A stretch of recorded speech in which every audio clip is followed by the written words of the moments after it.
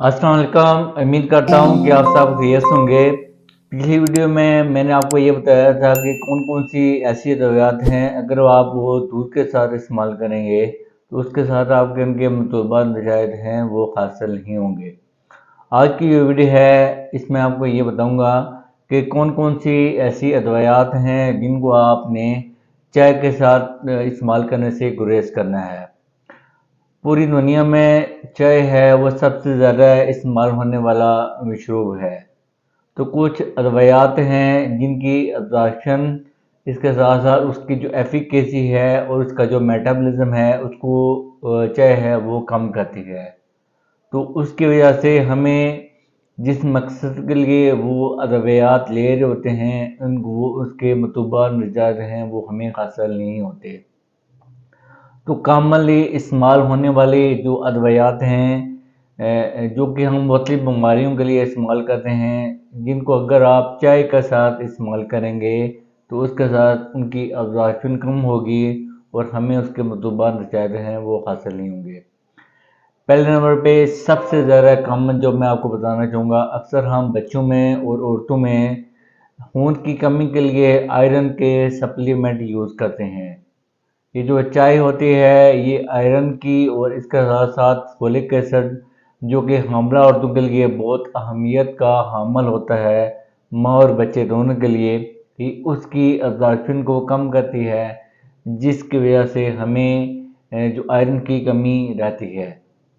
दूसरे नंबर पे blood thinner है, वो अक्सर जो दिल के मरीज़ हैं वो इस्तेमाल कर रहे होते हैं, जिसे हम बोलते हैं वारफरिन।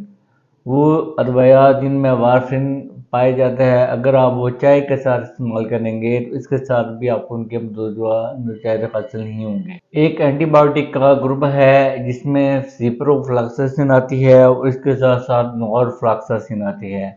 जब आप सिप्रोफ्लॉक्सासिन और नॉरफ्लॉक्सासिन को आप चाय के साथ इस्तेमाल करेंगे तो उसके साथ भी आपको इसके मतलूबा नतीजे हैं वो हासिल नहीं होंगे।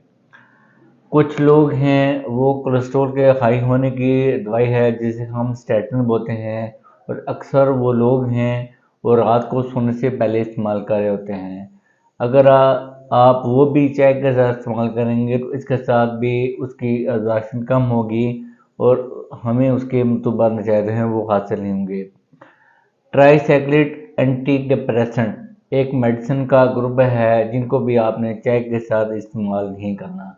इसके साथ साथ एक बेंजोडाइज़ापीन मेडिसिन का ग्रुप है, उनके बारे में भी ये कहा जाता है कि आपने उनको चाय के साथ इस्तेमाल नहीं करना। अक्सर जो थायराइड के मरीज़ हैं वो थायराइड के लिए एक मेडिसिन ले रहे होते हैं जिसे हम लेवोथायरक्सिन बोलते हैं। तो गाइडलाइंस के मुताबिक लेवोथायरक्सिन की अब्जॉर्प्शन है वो भी चाय है वो कम करती है। तो लिहाजा आपने लेवोथायरक्सिन को भी आपने चाय के साथ इस्तेमाल नहीं करना। इसके बाद अक्सर दमे के जो मरीज़ हैं वो एक मेडिसिन लेते हैं जिसे हम थियोफाइलिन बोलते हैं, और इसके उसका भी ये कहा जाता है कि आपने चाय के साथ उसका इस्तेमाल नहीं करना। इसके बाद ये है कि ब्लड प्रेशर की एक मेडिसिन है जिसे हम प्रोप्रानोलोल बोलते हैं, वो भी आपने चाय के साथ इस्तेमाल नहीं करनी, क्योंकि जो चाय होती है इसके अंदर पाई जाने वाली कैफीन है वो इसके साथ जब बाइंड करती है तो उसकी वजह से उसकी अब्जॉर्प्शन को वो कम करती है। इसके अलावा कुछ और ऐसी मेडिसिन हैं जो कि बहुत कॉमनली यूज़ नहीं होती। तो अगर आपने मज़ीद उसके बारे में रिसर्च करनी है तो आप गूगल में जाके ड्रग इंटरेक्शन VT आप लिख सकते हैं, तो उससे आपको मज़ीद मेडिसिन की तफसील भी मिल जाएगी।